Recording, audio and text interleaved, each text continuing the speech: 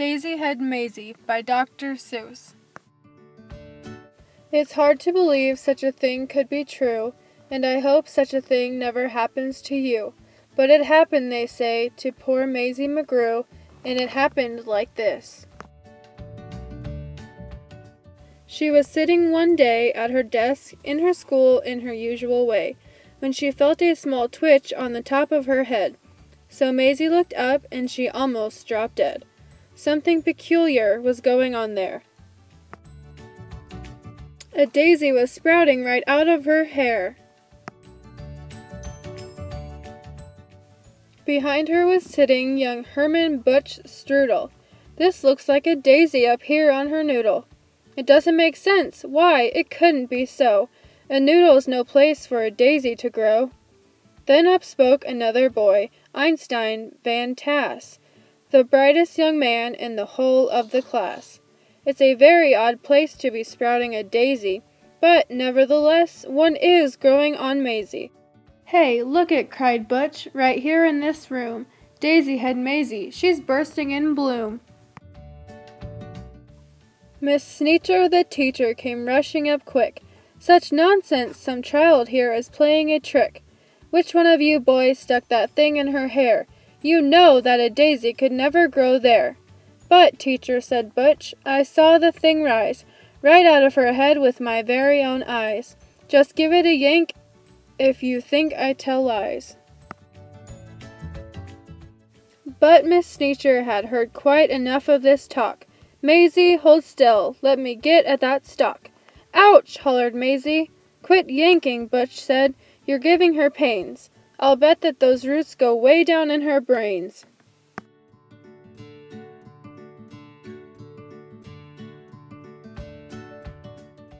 The kids in the class started shouting like crazy, Daisy Head, Daisy Head, Daisy Head Mayzie. Children, be quiet. Good grief, and alas! Miss Sneecher was shocked by the noise in her class. I've taught in this room 20 years, maybe more, but I've never seen anything like this before. I'll have to report it. You'll just have to come to the principal's office and show Mr. Grum. Now the principal, good Mr. Gregory Grum, was a very wise man, just as smart as they come. He knew more than anyone else in this nation about long division and multiplication. He knew all the answers, why oceans are deep, why skies are so high, and why mountains are steep. He should have the answer to this thing on Mayzie.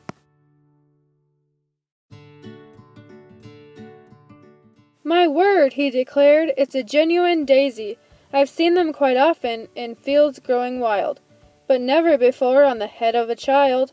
Now what in the world ever made this thing sprout? I have no idea, but I'm going to find out. It says daisies grow on the land. They grow between rocks, they grow also in sand. It mentions right here they can grow in a pot, but mention the head of a girl, it does not. Daisies, it says, sometimes grow in Alaska. Also Missouri, Rhode Island, Nebraska. They grow in Japan and in Spain and Peru, in India, France, and in Idaho too. They grow in South Boston and also in Rome. But why should they grow on this little girl's dome? Say, look it, said Mayzie. It's wilting, it's drooping. How wonderful, Mayzie. It soon will be dead, you'll be rid of that daisy. In just a few minutes our troubles will pass, declared Mr. Grum. Take her back to the class. Then the principal saw a most terrible sight. The daisy was dying, and that was all right. But that daisy was part of poor Mayzie McGrew, and Mayzie was starting to wilt away too. Teacher, said Grum, you know what I think? They're both going to die. Hurry, bring them a drink. That daisy, that girl's the worst problem in town. You take her away and you make her lie down. You lock her up tight in that room down the hall. There are quite a few numbers that I've got to call. Get Maisie's parents on the end of the line. I need them here quickly while there is still time. On the phone, Maisie's mom asked, What's all the fuss? Then, Goodness to Betsy, I'll catch the next bus. A call to the shoe store reached Mr. McGrew. He answered while holding a customer's shoe. Yes, this is. Oh no, I really must go. A doctor should see her, the principal said, and an expert on plants like the one on her head. So he called Dr. Eisenbart, who said, What a trick! My stethoscope's packed, I'll be there in a tick. Wait, Doc, said his patient, I'll come along too. My brother's a vet, and he knows this McGrew. When he heard, Finch the florist grabbed for his shears. I'll be there just as soon as my truck can shift gears. Meanwhile, poor Mayzie lay down on a couch. The daisy slumped down on its leaves in a slouch. But the window was open because it was warm, and the sweet-smelling daisy attracted a swarm of bees. Bees, bees! The faster she ran, the faster they flew. So Mayzie kept running. What else could she do?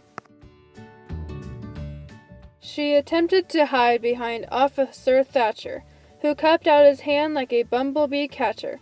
The bees took his hat. Thatcher said, I'm no fool, and ran after Mayzie back to the school. Principal Grum didn't know what to do. It's worse, cried Miss Sneecher, much worse than we feared. The daisy and Mayzie have both disappeared.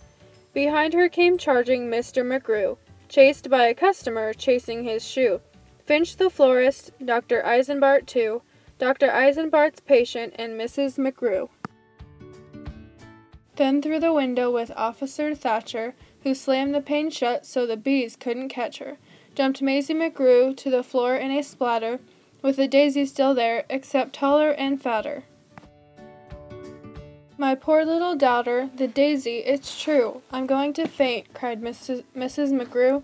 Tut, tut, said the florist, there's no need for tears, just because there's a daisy between her two ears. I'll snip it right off with my sharp pruning shears.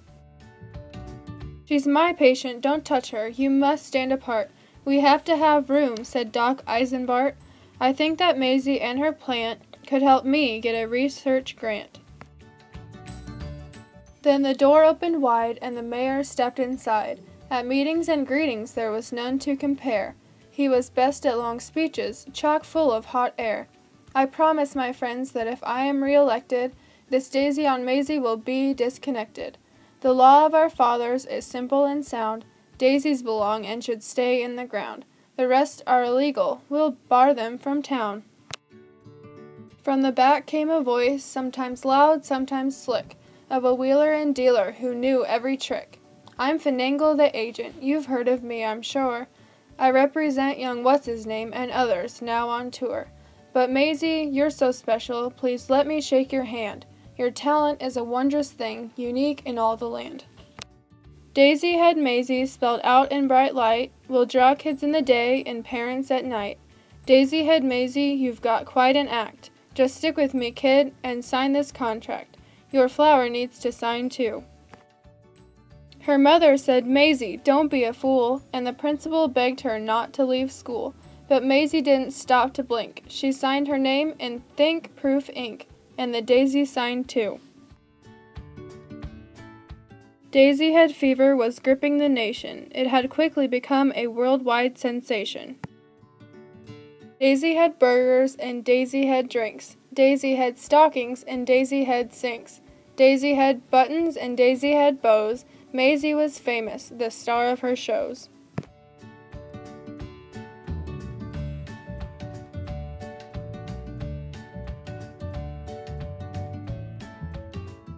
Fame had knocked on Mayzie's door. Now she had it all, and more.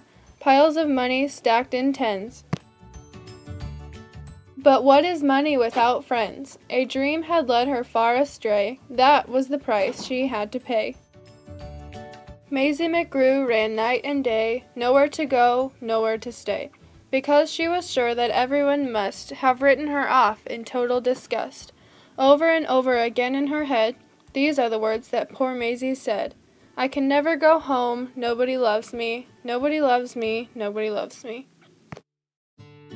Nobody loved her? Poor Mayzie McGrew. It's hard to believe such a thing could be true. And maybe that's why, then, this daisy above, when Mayzie below began talking of love. Well, you know about daisies, when love is in doubt. The job of a daisy is, try and find out. They love her not. They love her not. Don't worry, Mayzie, they love you.